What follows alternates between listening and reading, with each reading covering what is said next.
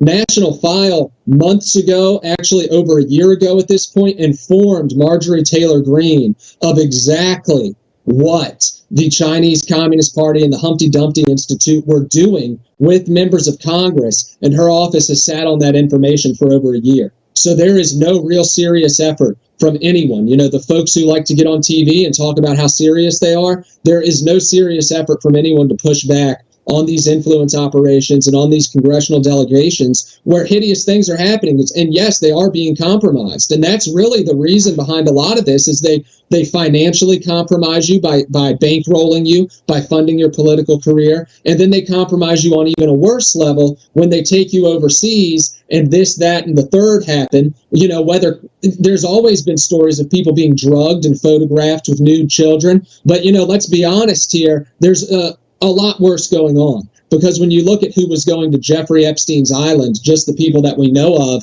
it reads like a roll call in Washington, D.C. And these are the same people that his brother is flying around the world to visit orphanages in Ukraine and Sri Lanka, in places like this where the children are extremely vulnerable. So these pedophile sex operations, they are meant to compromise members of the United States government and of governments from all over the world.